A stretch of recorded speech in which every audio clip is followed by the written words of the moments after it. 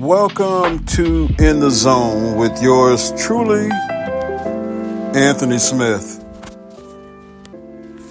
And we have got a lot for you.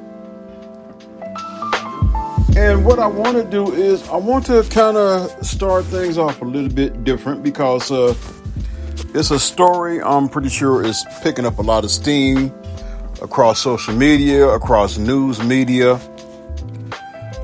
Something that is taking place in Vermont concerning girls basketball at the high school level and transgender. Right. I normally don't get into these topics, but it's making news. This story was published on February the 26th.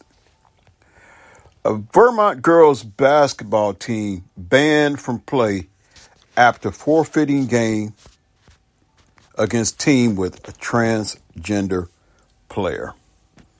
And let's get into this right now. And what I want to do is I want to go ahead and play some audio from this. And then we're going to get into this story. So as I pull this story up, just bear with me. And yes, I am going to have my take on it. And some may agree with what I'm going to say and some may disagree. But so a Vermont Christian school was banned from a state athletic competition because its girls basketball team forfeited a game against a team that had a transgender player. The biological male is over 6 feet tall.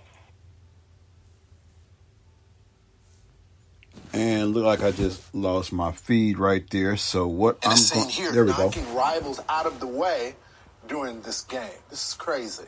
Now in the Fox and Friends exclusive, Coach Chris Goodwin is speaking out for the first time. He and his attorney Ryan Tucker join us now. I just want to go to this statement from the governing body over sports in Vermont. I thought it was just insane. This is what they had to say. Mid-Vermont Christian School has every right to teach its beliefs to its own students. It cannot, however, impose those beliefs on students from other public and private schools, deny students from other schools the opportunity to play, or hurt students from other schools because of who those students are. Mr. Goodwin, I'm going to want to go straight to you because they may be talking about hurt feelings, but you had students that got hurt because of the actions of that transgender player. What's your reaction to that? I mean, my reaction is, in the middle of the season last year, we were informed by other coaches and other players in the league that there was a male athlete playing for another team in our division. Now, this other team was not on our schedule during the year, but we did see that there was a possibility that we might end up playing them in the playoffs and being seeded against them. And as the season did come to an end, that was the scenario that worked itself out. So after discussions with the administration and our players and parents, we decided that instead of going against our religious beliefs that, there are differences between male and female and we are created differently, we decided to forfeit that game and withdraw from the tournament. And at that point, the state of Vermont governing body kicked us out of all athletic competitions in the state. Mr. Tucker, we're showing this footage right here. Look at the elbows being thrown on. Is there any legal ramifications? Because we have a biological male that is hurting other female athletes. It's only going to end one way here. Well, that's right. There are legal ramifications. In fact, we filed a lawsuit 4 months ago. We're currently waiting for the court to issue an order telling us when we're going to have our hearing date. But you're absolutely right. I mean, what's going on here is the state is basically attempting to purge individuals like Chris and other family members in the state from public discourse, from the ability to speak out on issues of significant public concern. And the state is completely failing to consider the biological reality here, the health and safety consequences. And we filed a lawsuit on it. We're very confident that we're going to prevail. Coach, where are the rest of the coaches? Because I understand that you guys have a religious point of view. I stand with you on that. But this is more than that. This is biological. So where are all the rest of the girls basketball coaches with this scandal right here? Listen, they're concerned as well. I've got 4 daughters. I've coached them all at one point in their careers playing high school basketball. I've also filled in for the boys coach when he can't make a practice, and I've run those practices. And boys just play at a different speed, a different force, than the girls play at. It's a different game. So I would never bring my girls to a boys practice or have the boys come into our practice and say to them, hey, we're going to scrimmage today. We're going to go game speed, because it is just asking for an injury. And it'd be irresponsible on my part to put my girls and my daughter on the court to play against male athletes. It's just common sense, and I hope the state looks at this. I hope that there's federal action as well, because we got to protect our young ladies, or they won't have sports. It's just that simple. Absolutely. Coach Ryan Tucker, thanks so much for joining the program. And you heard the news audio. Let me just go into this. So the coach of a Vermont basketball team that forfeited a game against a transgender player broke his silence after the state banned the team from competing in future tournaments. Chris Goodwin, who coaches at Mid-Vermont Christian School, said the team was notified of the transgender player on the other team, but it wasn't until the playoffs last year that the team ended up facing them on the court. Goodwin joined Fox and Friends Monday alongside his attorney Ryan Tucker to discuss why they took legal action, and let me just say, I think they did the right thing over the state's decision to bar them from upcoming competitions. He emphasized the danger of a biological male playing against high school girls. Let me just stop right there. In the WNBA, there is a lady of interest. Everybody knows her, Brittany Griner, 6'7", whatever she weighs. And if I can reference, a beast of a female. But even a person in their right mind wouldn't pit Brittany Griner against, Zion Williamson, or Brittany Griner against LeBron James. For that matter of fact, you wouldn't even pit Brittany Griner against, let's go to the college ranks, Hunter Dickinson of KU. Bottom line is they're male athletes. She's a female athlete, and they're built and wound differently. Bottom line. You could get the 5 best players in the WNBA against marginal 5 players in the NBA, and I guarantee you, if they go at game speed, the males would win, because they're just that more dominant than most females. He went on and said, I've got 4 daughters. I've coached them all at one point in their careers playing high school basketball. I've also filled in for the boys coach when he can't make a practice. And I run those practices. And boys just play at a different speed, a different force than the girls play, Goodwin told Lawrence Jones during the exclusive interview. It's a different game, he continued, adding that it would be irresponsible, and it is irresponsible, in asking for an injury to a smaller female player. And even looking at the video clips of this transgender player, it's quite apparent how dominant they are compared to a natural biological female as opposed to a biological male posing as a female. The physical attributes are totally different. The girls' basketball team forfeited the game against the team with the transgender player back in February 2023, which prompted the Vermont Principals Association, VPA, to ban the team from future tournaments. Officials worried at the time about the safety repercussions stemming from a biological male competing against the female players. Mid-Vermont Christian School has every right, here's what they say, to teach its beliefs to its own students. It cannot, however, impose those beliefs. First of all, how are they imposing their beliefs just because they forfeit? There was a saying that went like this: if you don't stand for something, you will fall for anything. And look like the state of Vermont don't know where they stand. They do, but they don't.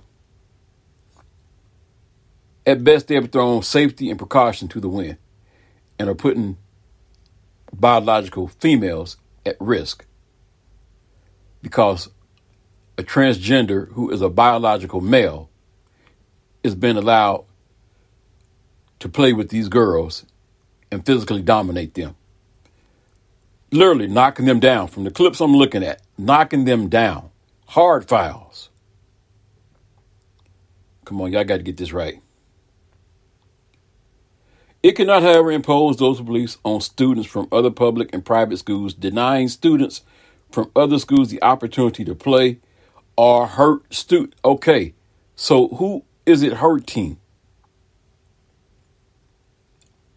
Like the guy in the Fox News said, is it hurt feelings or is it physical hurt? If it's physical hurt, then the state of Vermont needs to look at this real close. Look at the safety issue. Hurt students from other schools because of those students, who those students are, the VPA said in a statement to CNN in November.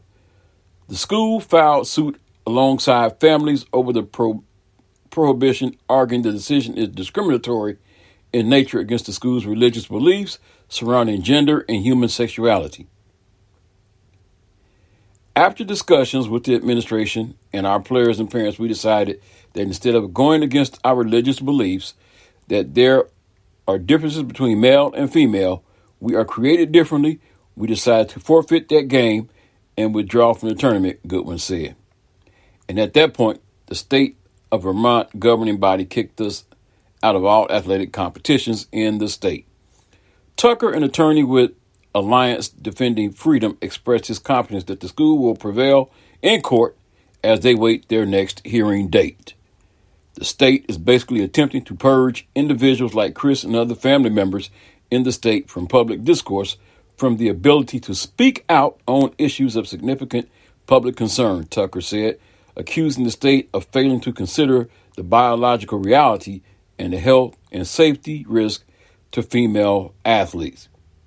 He says, we're very confident that we're going to prevail, he concluded. And I am on the side of Mid-Vermont Christian School. Stand on your beliefs, even if it's not popular in today's culture, in the culture of inclusion.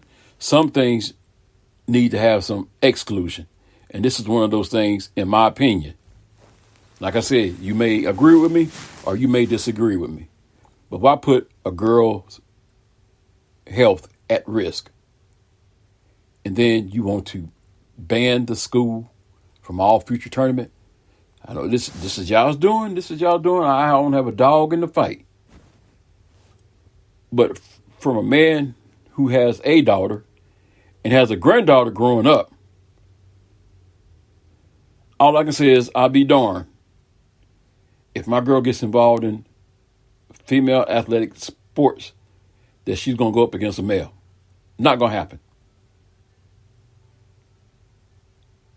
Mike can't stop the team and make the team forfeit.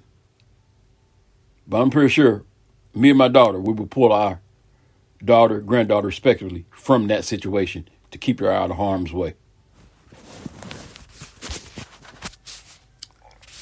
Tell you what I'm going to do when I come back. I'm going to take a look at some things that happened over the weekend in college sports.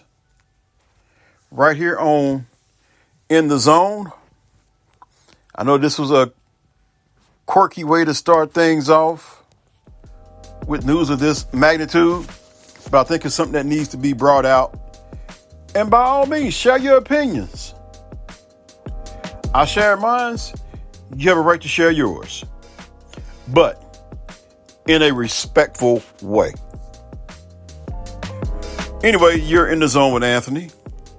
Don't you go nowhere. There is more to come. So stay locked in the zone. Be right back.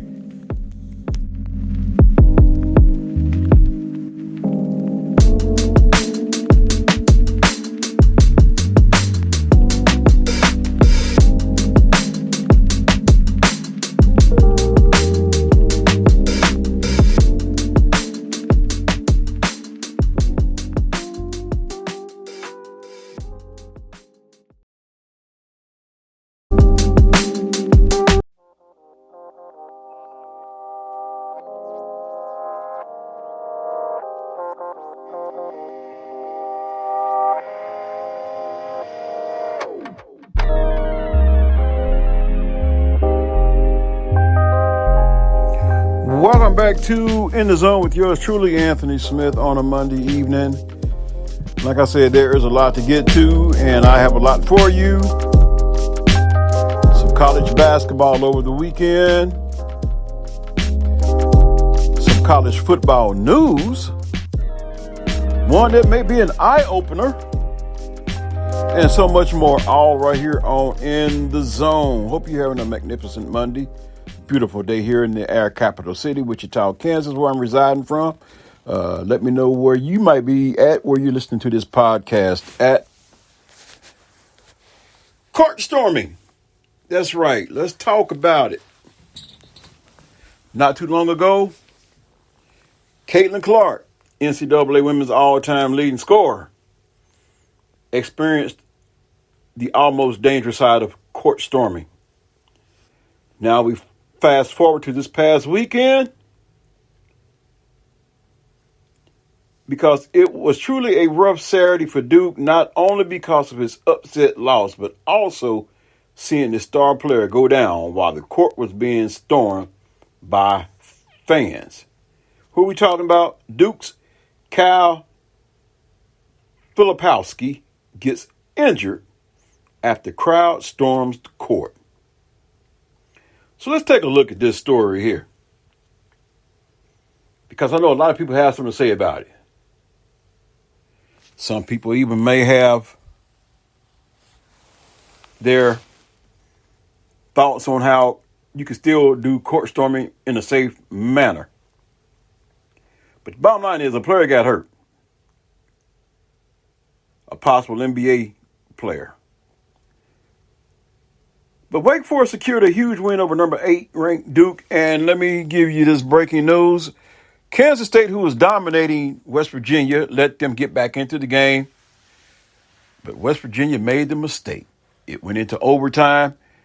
And the final score, as we're doing this podcast, K-State knocks off West Virginia in overtime to remain undefeated in overtime games by the score of 94-90. Just had to put that in real quick. As a matter of fact, maybe I should have did it like this.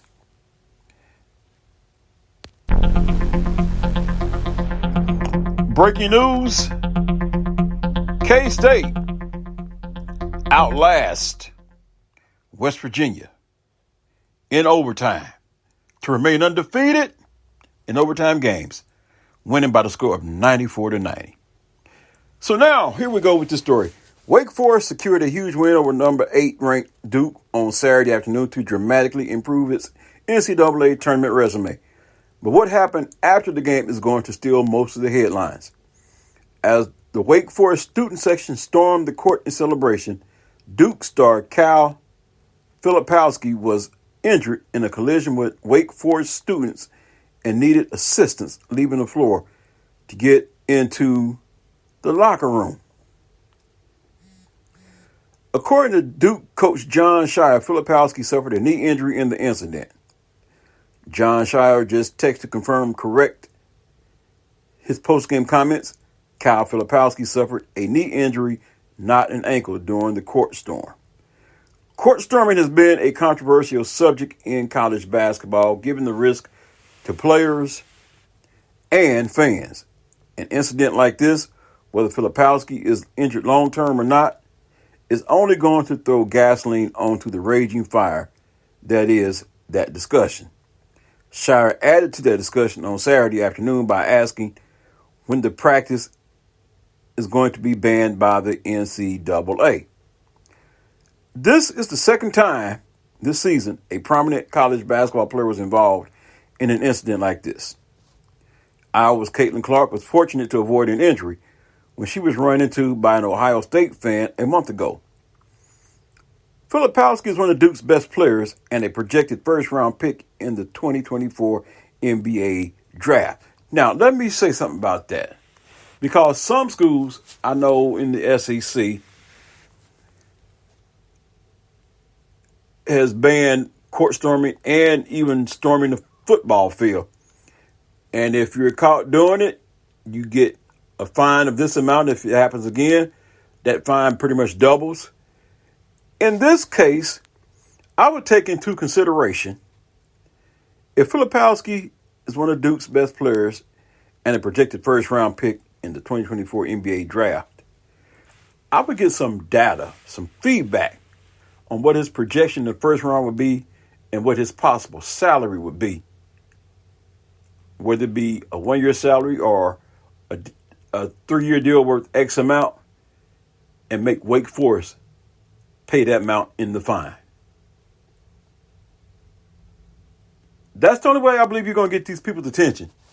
Now, the fine may not be a speck in the bucket to the school itself, especially since they're playing at a high level. They can always make that money back. But when you start hitting institutions in their pocket, you start getting their attention, and then they start enforcing some rules, such as this court storming. In addition to that, Duke star believes court storming Wake Forest fans tried to injure him. Duke star believes court storming Wake Forest fans tried to injure him. On Saturday, Wake Forest fans stormed the court following an 83-79 upset victory over number 8 Duke, injuring Blue Devils center Kyle Filipowski. However, the sophomore believes that the knee injury he suffered during the chaos was no accident. And understandably upset, Filipowski called the incident and how Wake Forest handled it ridiculous before ripping into the school's fans for deliberately trying to hurt him. He basically said this: "I absolutely feel like it was personal, intentional for sure," Filipowski told WFMY. "There's no reason they see a big guy like me trying to work my way off the court and they can't just work around me. There's no excuse for that." An overhead view from ESPN proves that Filipowski and his teammates had little time to avoid the sea of fans filling the court. The video shows a Wake Forest fan taunting the Duke star as the two make contact, which may have caused his injury. And I'm going to see if I can at least play the audio sound of this. And there is no audio, but it is showing a video. And you can see plain and simple that he basically got ran over by two fans. He tried to avoid one and got ran over by the other, and that kind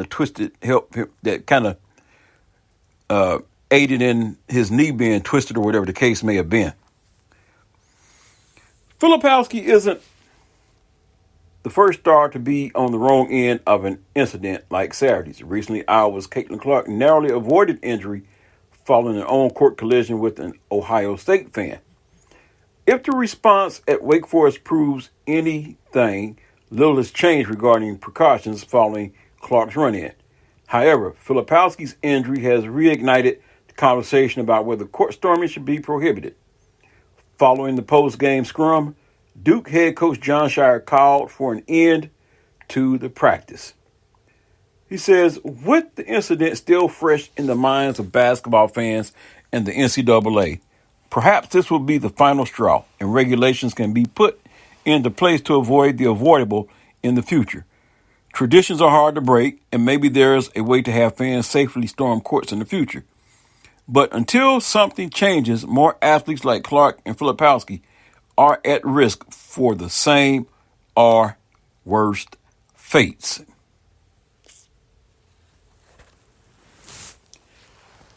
Now, let's talk about the game itself, because Wake Forest scores massive win to improve its NCAA tournament odds. So just how did it improve their odds? Well, Wake Forest began the day projected to finish the season outside the NCAA tournament. An 83-79 win over Associated Press number 8 Duke might be enough to get the Demon Deacons into the dance. In Joe Lunardi's most recent bracketology published on Friday, Wake Forest 18-9, 10-6 in ACC was named the first team out. During halftime of North Carolina-Virginia, ESPN noted that the Demon Deacons moved up to the last four in, according to Lunardi's projection. Despite ranking 21st in Ken Palm ratings entering Saturday, its weak out-of-conference schedule and 1-5 record in Quad 1 games was a knock against the school. Wake's best win prior to Saturday was November 29 against number 24 Florida, 19-8, 9-5 in the SEC. Through Friday's game, Duke was number 12 in net rankings, which are the rankings that determine the quadrants. Quad 1, for example, is home games against top 30 teams, neutral site games against top 50 teams, and away games against top 75 teams. The Demon Deacons have 2 more Quad 1 games at Virginia Tech versus Clemson on their regular season schedule, which could solidify their resume with wins. Transfer junior guard Hunter Silas, who played his first 2 college seasons at Gonzaga, led Wake Forest with 29 points on 11 of 13 shooting. He was sizzling hot, including 5 of 6 from 3 against Duke, 21-6, 12-4 in ACC. As a team, the Deacons shot 60.4% from the field. I can tell you this, shooting 60% from the field, you're going to win quite a few games. Because of their lights-out shooting, they handed the Blue Devils their first loss when leading at halftime in 2023-24. Per CBS Sports, they were 20-0 when holding a halftime lead this season. Just like the NCAA Tournament Selection Committee, Duke learned a valuable lesson on Saturday. Don't count out Wake Forest. So now with that, what I'm going to do, I'm going to take a break. And when I come back, I am going to find something else to talk about. Got to keep the suspense and the interest level up. But don't you go nowhere. I will be back in the zone. This is yours truly, Anthony Smith. Hope you're having a magnificent Monday.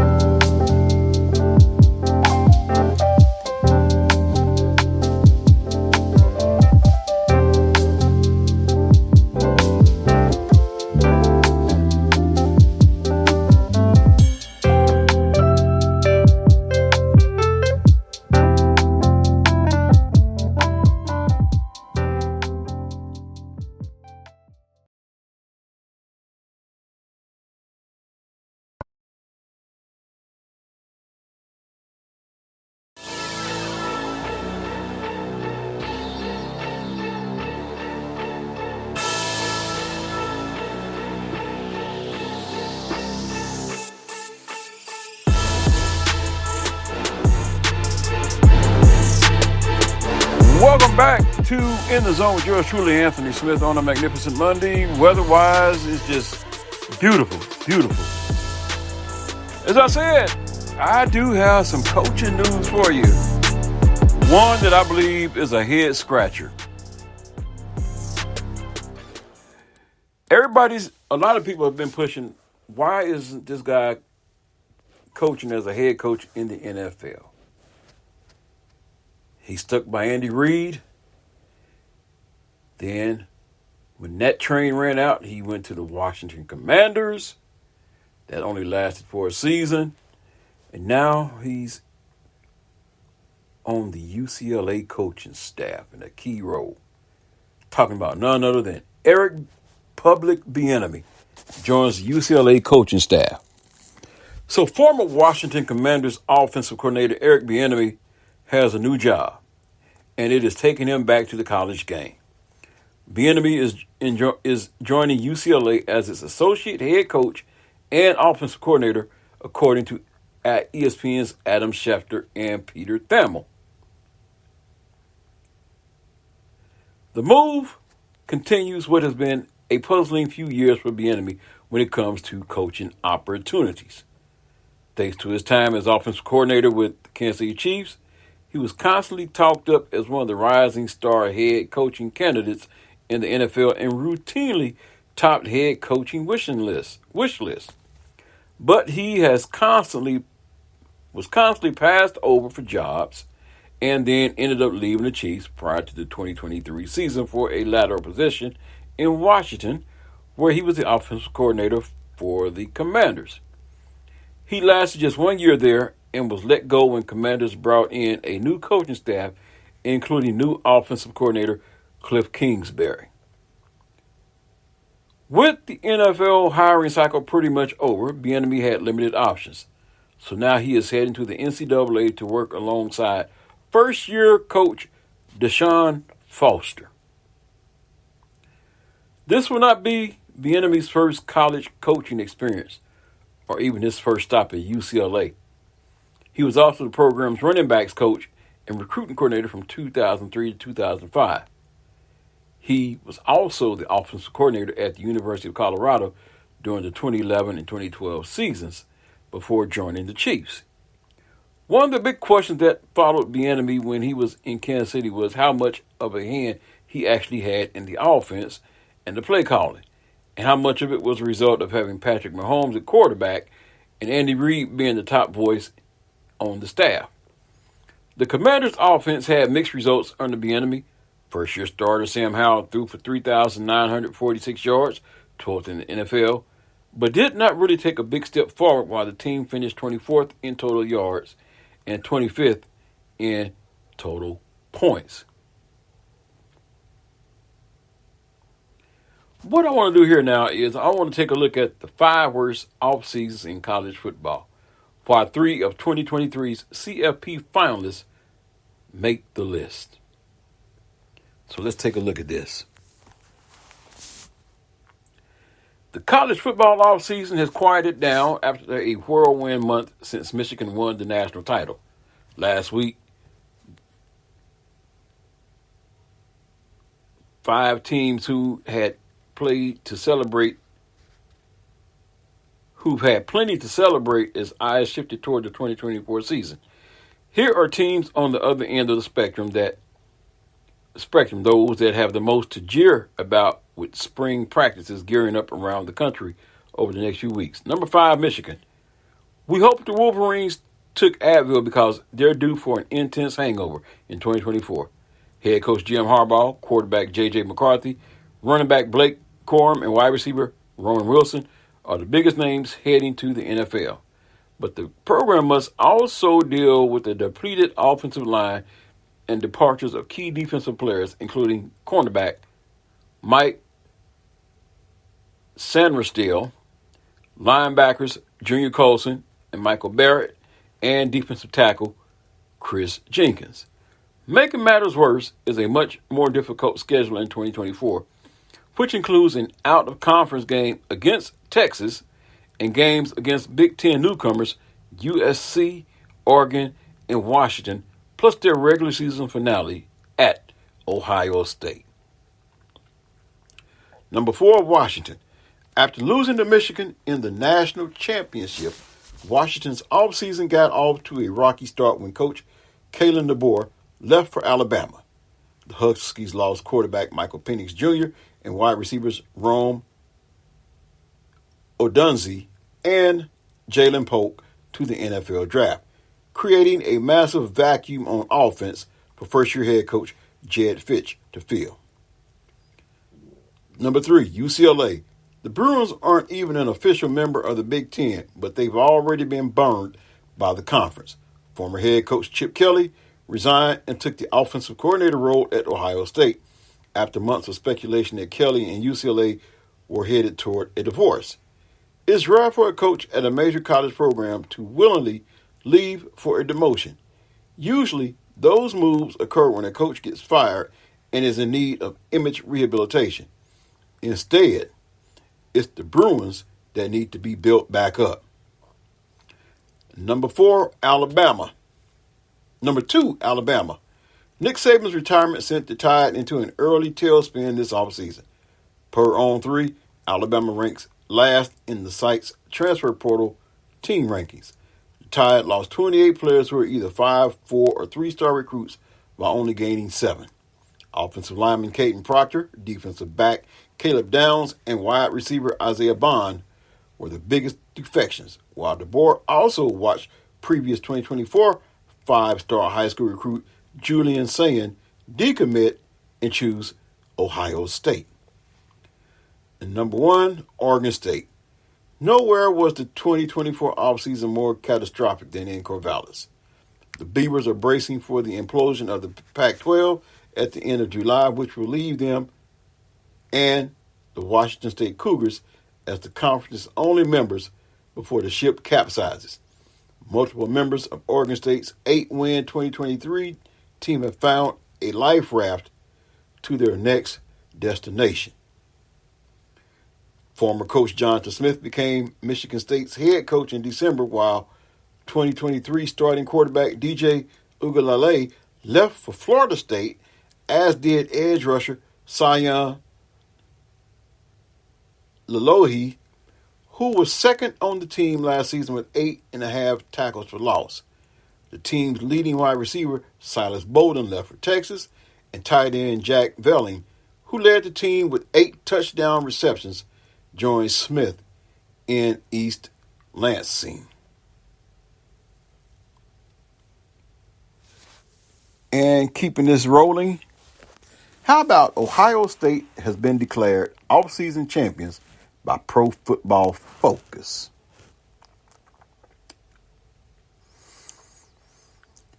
Ohio State lost its 2 biggest games of the season last year to Michigan and Missouri. But that appears to have only strengthened head coach Ryan Day's resolve. The Buckeyes have spent several $1 million in pursuit of an elite roster this offseason, according to College Football Focus, and have redefined what amateur athletics mean in the process. Recently, the popular scouting website Pro Football Focus declared Ohio State the unofficial champion of college football's offseason, according to a post on its X account.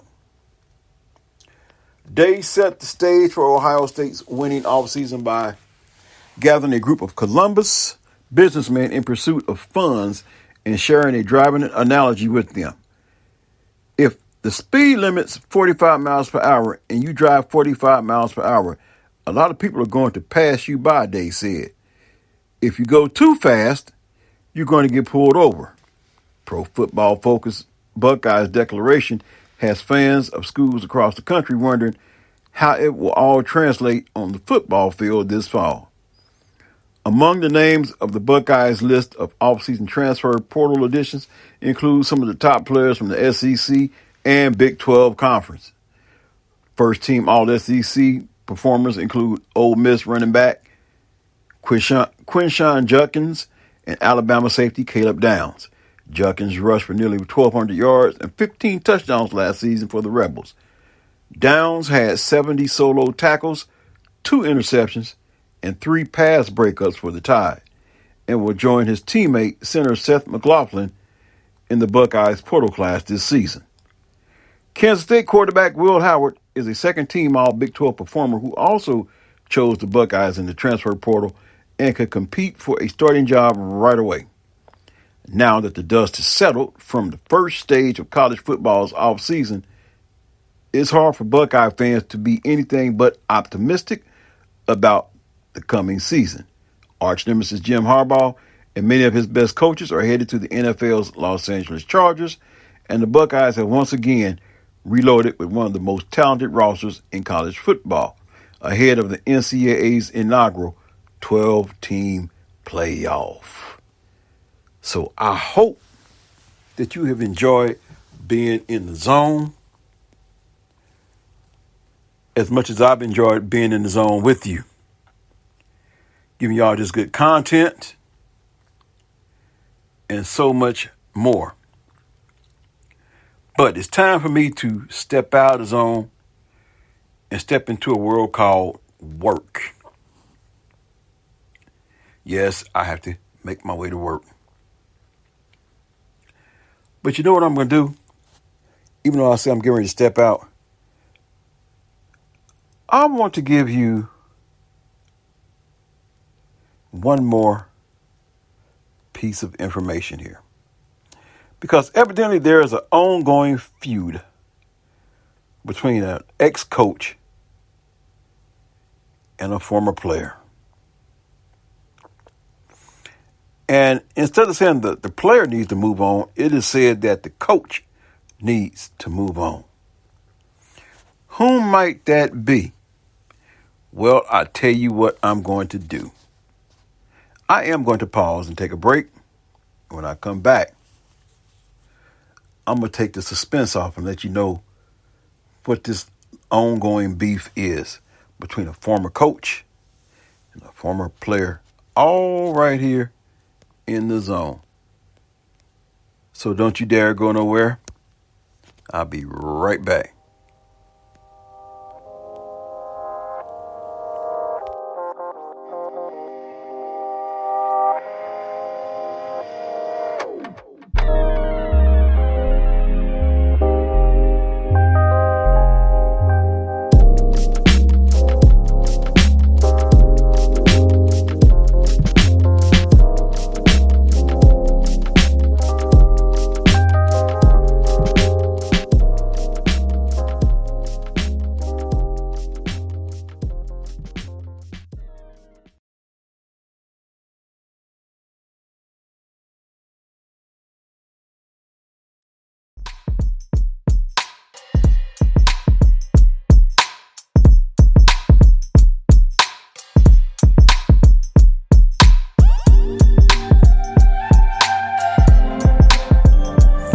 Welcome back to In the Zone with yours truly, Anthony Smith, on a magnificent Monday.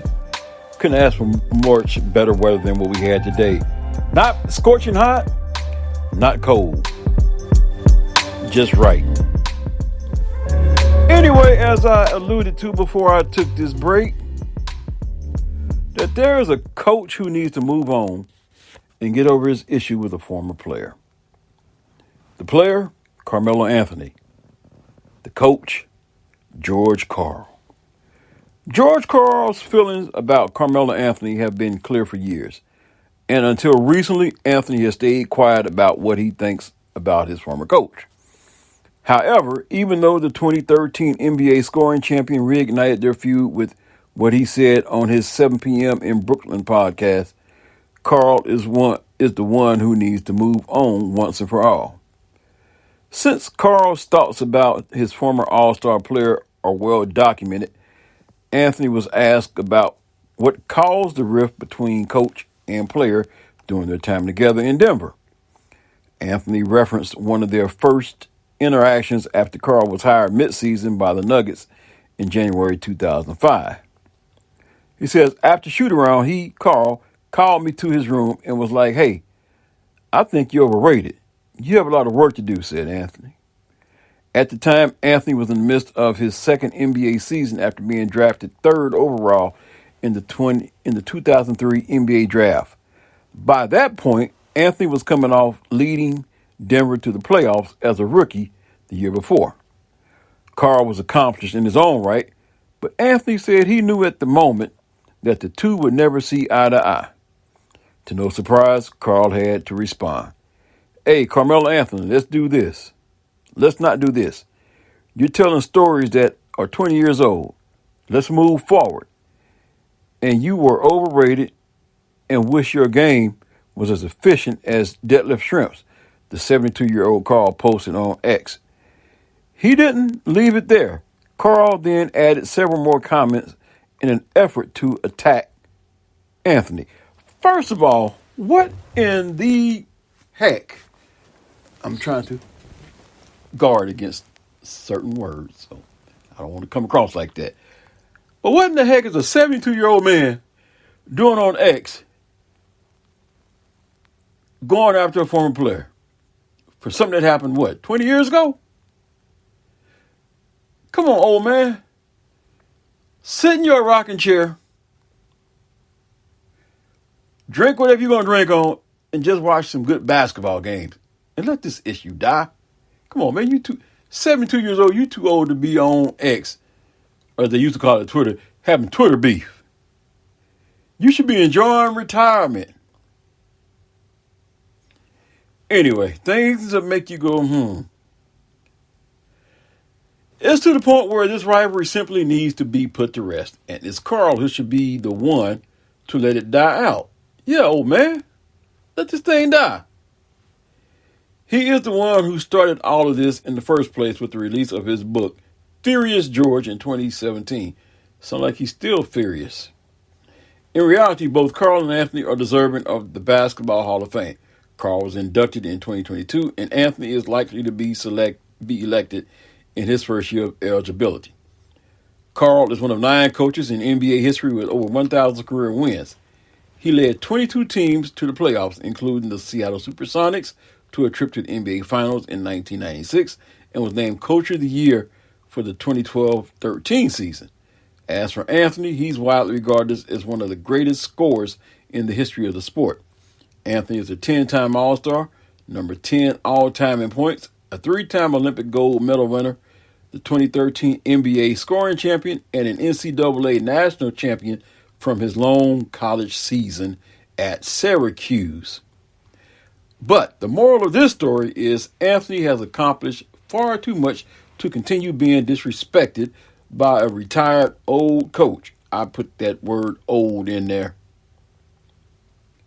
And Karl has too much to be thankful for, and most notably, claiming the greatest victory of his life, beating cancer, to still be so bitter about the past.